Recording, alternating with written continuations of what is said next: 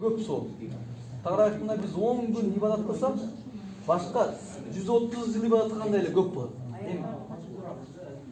Аялдар кече апарып келдик, бүгүн да бара бересиздер карап. Шериктер бар да билет алган. Автобус менен барасыздар, намаз окуйсуздар, келесиздер. Анан харамда аткарыла турган иш не дейсиз? Апар алып келет. Харамда Кабаны жөн эле 2 сааттан 7 жыл айланып туруп, таваф ибадатын кылсак болот, намаз окусак болот.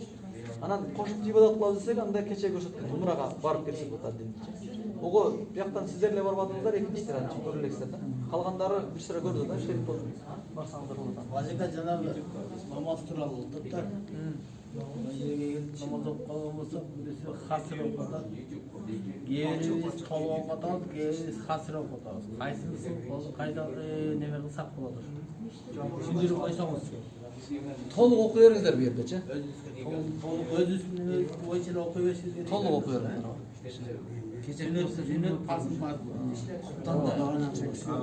Аралашып окуп жүрөсүң, не касыр окуп атасың. Аны айтып коюш керек, талашкан Кыргызстанга барып калабыз, бизди окуй бериңиздер. Жок, биздикилер толук окуп. Беркилер кийинки келгенде. Не касыр окуп атасың. Толук окуй бериңиздер. Тамла, ошондо жана харамга киргенде зикир кылса 100 000 эсе, кандай ибадат кылса деле 100 000 эсе барына тийише беле?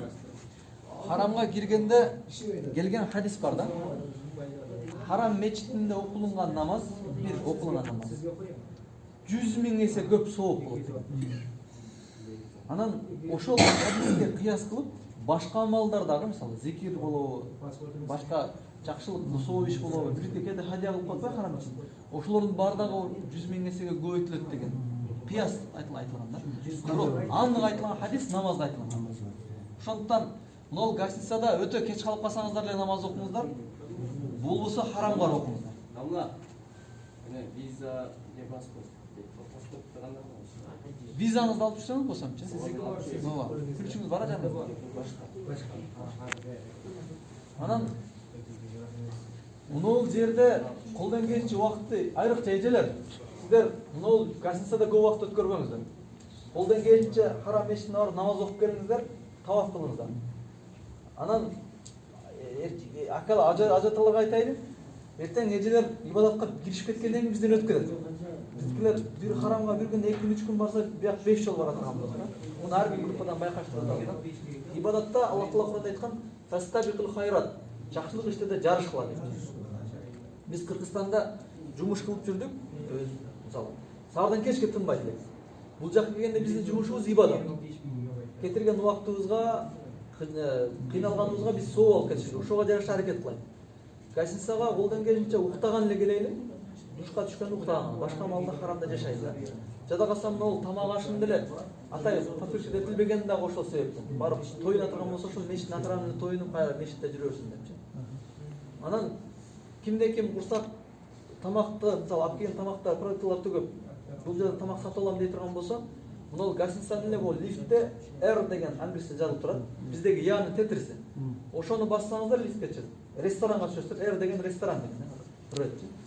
Ал жерде 15 реал менен киресиздер, дагы калашынча тоюнуп кете бересиздер. 2 порс, 3 порс, 10 порс десе да болот. Бир киргенден кийин калашынча алып берсе да 6 стол алып. Пешинден кийин обед, шамдан кийин кечки тамак. Бамдаттан саат 8-ден 10га чейин завтрак алып. Завтрагын биз онча сунуш бере бербейбиз, тамактар анча деле эмес экен, бирок пешинден кийинки обед менен кечки саябай жакшы болот. Тамагын тандап эме кылырсыздар, көчтөн алып, күрүчтөн алып, салаттары бар. Анан башка бул сааттарга туура келбей калса жабылып калат да. Сыртка чыгып, оң жакка чыгып, ол чыккан эле гостиница. Оң тарап, оңго бурулсаңыздар, өй тарапта Бухари деген ашкана бар. Түнүгүн ачык. Onun жолунда супермаркет бар, ичинде биринде суу, биринде салам кылсаңыздар, сатып алсаңыздар болот. Харамга барган жолду барыңыздар эле үйрөнүңүздөр окшойт да? Дамыла, бир кошумча. Мен силерге кошумча айтып коеюн да. Мына жердин тамагына ончо жалтыра бербесиңер. Сөй дегенде бу жердин тамагычы буягында боор, суу экен да. Ошол мына жерде биз билген алып, бир күнчө бой туттурып коет. Мына жерде бир ашкана бар экен. lağmanlar eкен, mantılar eken, şuna Uygurlar var eкен. Oşu bilen tanışыңızlar, oşu oturunuzlar. Bir tane söz var şeyler. Oşu жақсы tamam. Ақсақалдар бар екен, математика жақтырбайсың артынан. Суың арашып береді. Мынау өзі су өзі су, жам-жамды су.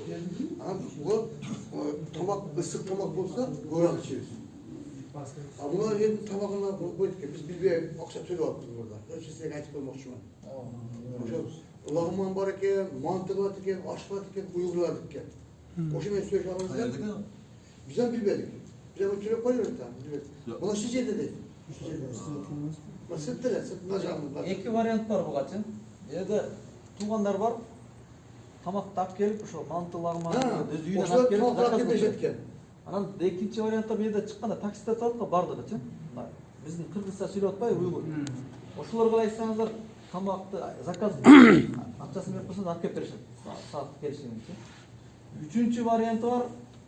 Таксиге отурасыздар дагы Огус деген булар. Уйгурский ашкана бар. Барсаңыздар лагман жанагындай тамактар бар. Бул эми өзү тил менен сүйлөйт. Төртүнчү вариант бар. Эч кимге айтпай эле чыгып туруп пешком бассаңдар мында оң тарапкачы Бухари деген ашкана бар. Кыскасы курсактын айласы көп деген. Бул өтө важный болгондуктан муну айта беребиз го. Качан келип, мен курсам тойбойт да дейт. Эптештир дегенди айтып беребиз. Муну гостиницаныкын айтканыбыз сиздердин убактыңыздар кетирбей турган вариант. Азыр кетип алып лифти басып эле чай ичсиздер өтүп кетесиздер да. Эң убакыт албай турган нерсеси ушул. Анан тойбой калса, мына акам айткандай Аллах разы болсун. Экинчи, үчүнчү вариантты кылабыз да. Камалдин деген акалар бар, тамакты алып келип берет, биз заказдан. Экинчиси бар, мына таксилерге айтсаңыздар баягы. Себеби ол Камалдин акалар айтканда 20-30 порцию бир алып келет, анан түшкүлө таркалып болуп калат да. Таксиге түшсөңүздөр 5-6 порцию айтсаңыздар анан өзү мындай клиент алып келет, алып келет. Кээде бир тамак тоюнан десеңиздер, таксилерге отурсаңыздар 10 реалга апарып коет. Чай ичип, кайра 10 реалга жакын келсин. Анан домла бизгече Кабан жанындагы этаж үйгө кирдик, магазиндер бар экен. Экинчи, үчүнчү этажында столовый бар экен. Айда аш бар экен, тоок эти бар экен, кой эти, лагман барды бар экен. Кыргызча айтат экен, мынча реал деп, ашкабак тамак деди, күрүч тамак деп сүйлөйт экен. Бул 5-чи вариант. 5-чи. Саат минаранын астынан өтүп атабыз го. Ошонун эле саат минарасына кирсеңиздер алдынан баягы Харам мешиттен чыгып эле кирип туруп бир этаж көтөрсөңүздөр, кофе бар, ашкана бар. Мындай крутой жерлер, эми арзан эле. Барып заказ кылып жейсиз. Шаурма бар. Анан биздин көбүнчө бияка умрачылар ар жактан келгенден дүйнөнүн ар жагынан. Эптеп сиздердин тилиңиздер менен сүйлөшкөнгө аракет кылам. Кыргызча сүйлөсөңүздөр түшүнүп кете берет, орусча сүйлөсөңүз түшүнүп кете берет. Анан негизи бул эми главный маселе эмес, кийинки маселеге өтөлү. Эмени умрага барып келгенди үйрөнүп алдыңыздар окшойт да. Такси менен барасыздар, такси кайра алып барып алып келип коет атам. Кече үйрөндүм. Анан эртең зыяратка чыгабыз, 100% чыгыңыздар. Биз ажылыкка барган жерлерге барабыз, эртең ажылык кылабыз. Мындай деп ниет кылып коебуз, эртең ажылыкка кеттик. Арафатка барабыз, Муздалифага барабыз, ажылык болгон жер. Анан жакшы көңүл бурасыздар, кийин ажылыкка келгенде заранее эле бизге белгилүү болот да, мен жерге келебиз, ал жакка киребиз деп. Жада калса ажылыкка доступ берилбеген жерлерге киребиз. Анан тарыхый жерлерден өтөбүз. Пайгамбарыбыздын эмеси Саурун күрүнө denk келип, хижрат кылгандагы жерлери бар. Ал жерде сабак өтөт. Эртең ушул саат 8ге ошол аракет кылырсыздар. Şu saat 8'e de geldi adamla 8 geçeyi bardımız dayanmıyor. 8'de yine tutur, anamız vurgur falan. 8'e bardımız şeyde olmama ürünler. Bağımdakka ertek baratıraq olsun, erterak baş gerekende saat 6'da bir şeyde okup kaldı. Анан ошол жерге келген эмелерге карап туруп неме кыла берели. Пайгамбар саллаллаху алейхи ва саллям мындай дуаны бизге үйрөттү. Аллах Таала Кур'анда келген: Rabbana la tuzigh qulubana ba'da idh hadaytana wa hab lana min ladunka rahma innaka antal wahhab. Бул дуаны кыргызчасын айтсаңыздар да болот. Арабчасын айтып алсаңыздар нур үстүнө нур. Бул дуанын мааниси Аллахым биздин жүрөгүбүздүн ыйман даамын тапкандан кийин башка адашуу жакка карап бура көрбө. Бизди ибадатта калтыр, адаштыруучулардан кылбагын. Чындыгында сен берешен затсың, туура жолду бер деген дуа.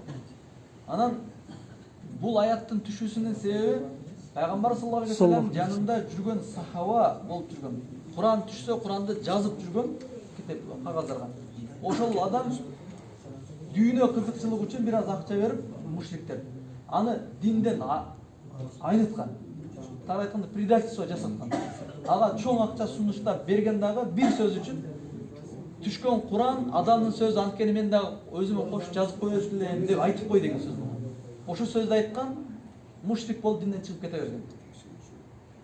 Ахиреттин бул дүйнөдөгү кичинекей аз нерсеге алмаштырган. Ошондо ушул аят түшкөн. Аллахым менин жүрөгүмдү ыйманга келгенден кийин кайра адашууга бузба. Буну неге айтайын атам силерге? Биз анча-мынча адам келе албаган неаматты таттык да бизчи. Аллахтын Байтуллахына келдик. Мына Кабага киргенде Кабанын алдында ыйман кандай көтөрүлгөнүн көрдүңүздөр, мисалы. Эми бизге жүрөгүбүзгө ыйман бергенден кийин Аллах Таала бизди адашуучулардан кылбасын. Эртең баргандан кийин ахиретти унутуучулардан кылбасын. Бул дүйнөдө ашып барсак 60-70 жыл жашайбыз. Одан ашык жашагандар саналуу гана. Пайгамбар айткан, менин үммөтүмүн жашы 60-70 аралыгында. Ал эми ахиреттик жашоо түбөлүк. Ахиретте же түбөлүк бейиш болот, же түбөлүк тозок болот. Ошондуктан сиздер ыйманды таптыңыздар, далил турду, Кыргызстанга барганда адашуучу болбоңуздар. Бул жерде харамдын баракасы менен, ибадаттын берекеси менен биз өтө тууру жүрөрбүз. Бирөөнүн 1 сом, 2 сомун алдындай жегибизге ыйманыбыз бекем болуп турат. Бирок бизге чыныгы сыноо Кыргызстанга барганда башталат. Ошондуктан ажаталар өзгөчө айтайын. Барганда, Кыргызстанга барганда намаз таштоочу болбоңуздар. Аллах Таала инна солата канат алал муъминина китаба мавкута деген намаз мусулмандар үчүн фарз кылынды жана өз убагында окула турган кылып милдеттендирилди.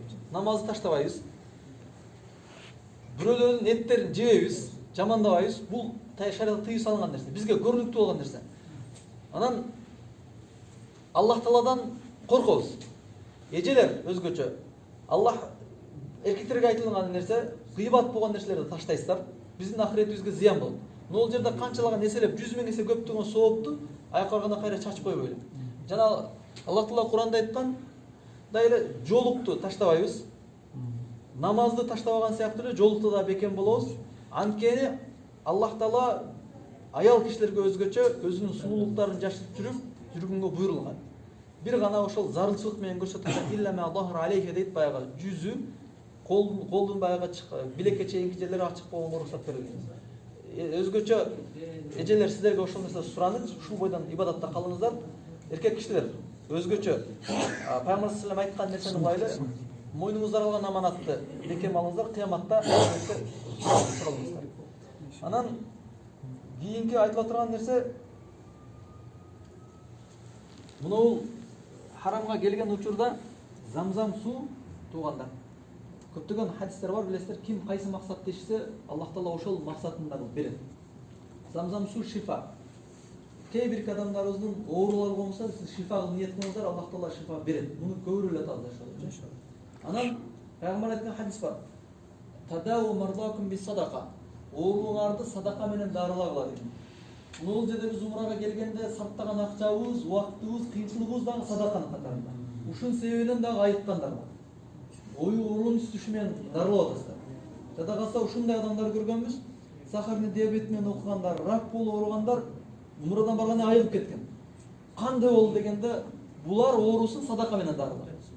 Пайгамбарыбыз бир келип сураган. Бизде ушундай адамдар бар, өмүрү оорудан айыга албай жүрөт дегенде, тадау мардакум би садака. Ооруңарды садака менен дарылагыла. Ол деген сөз кандай? Садака кылгыла, Аллах Таала шифа берет.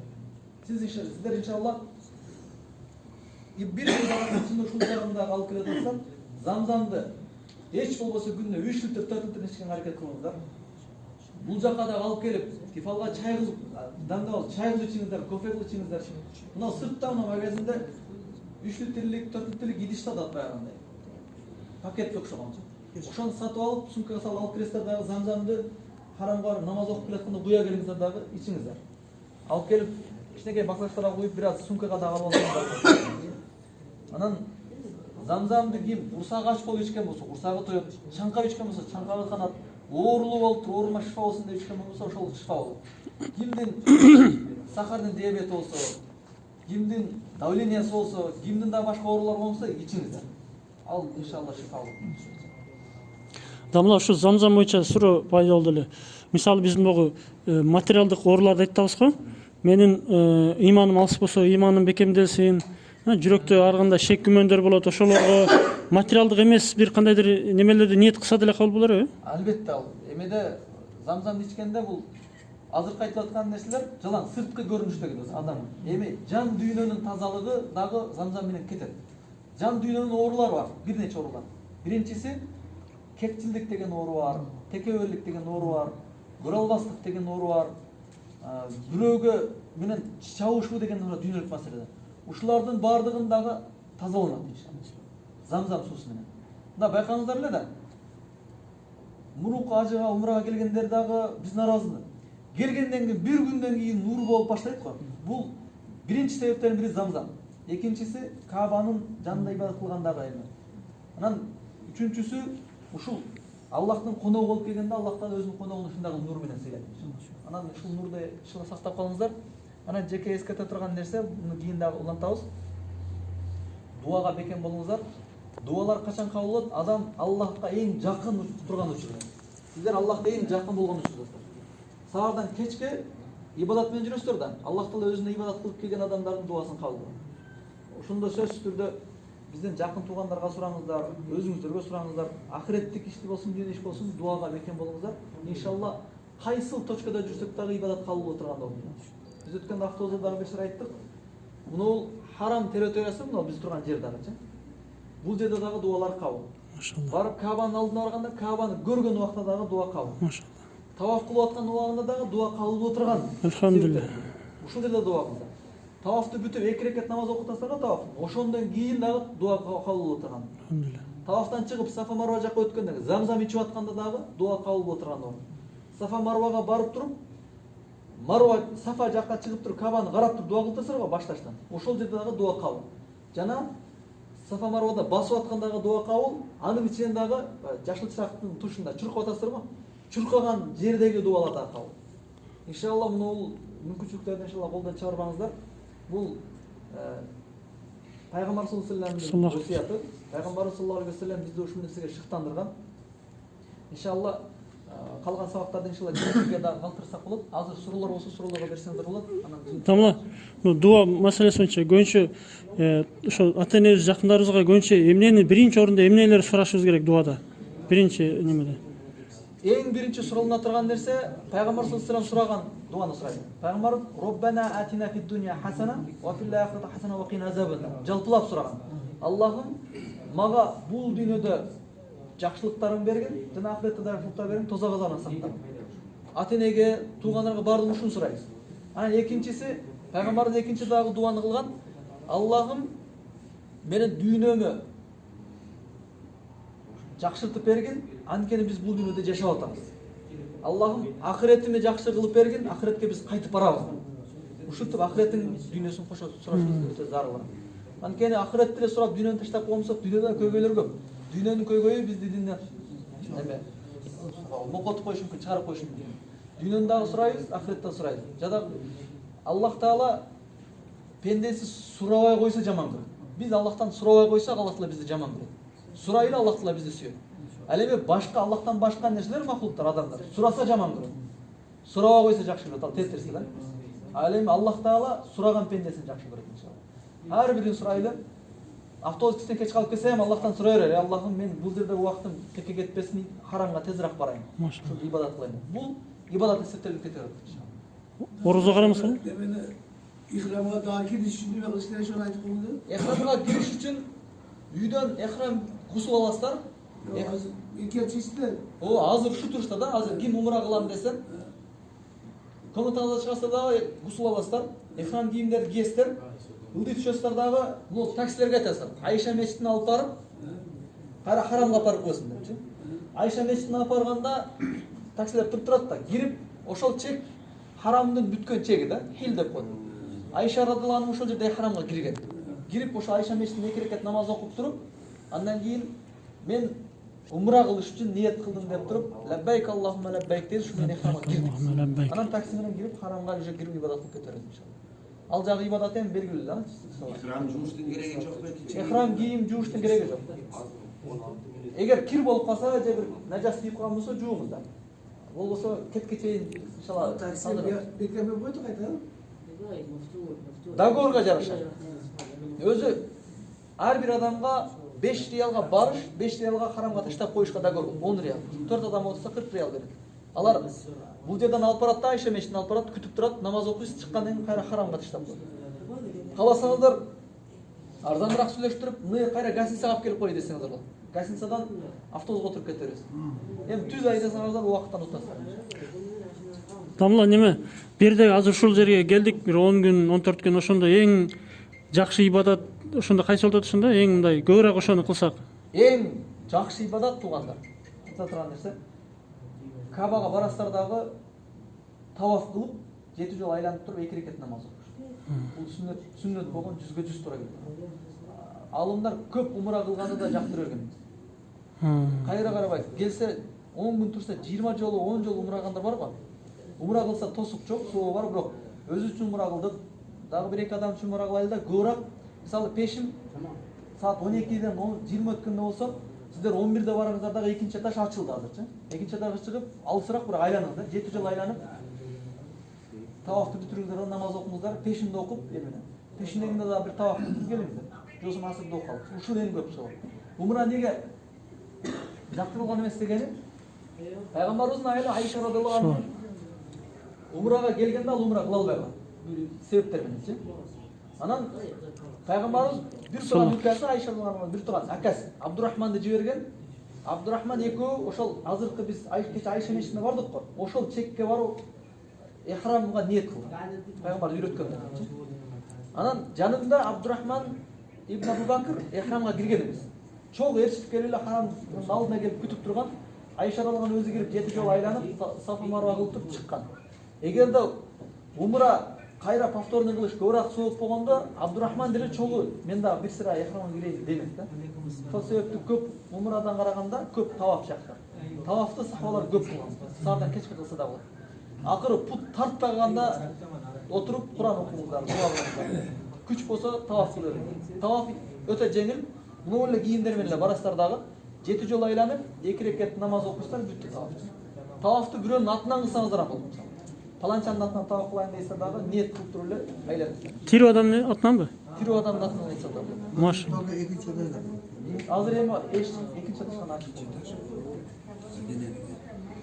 Машалла. Алла разы болсун. Сиздерден сураныш бири-бириңиздерди ба умрага кетип атканда айтып алыңыздар. Шерик болсоңуздар таксиге да карзан. Жолдо үйрөтүп. Алла разы болсун.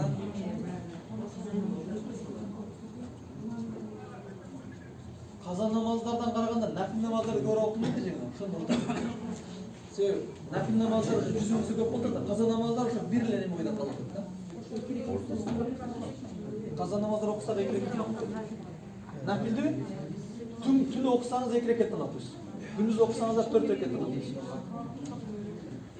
Дуа кылыңыздар, сабакты жыйынтыктайлы иншалла. Амин. Ким? Yok. Ya yok. Yok. Öyle alsak. Yok. Ne kalmış? Onun Allahümme Rabbena atina fid dunya haseneten ve fil ahireti haseneten ve qina azaban nar. Rabbena la tuzigh qulubana ba'da idh hadaytana ve hab lana min ladunka rahmatan innaka antal wahhab.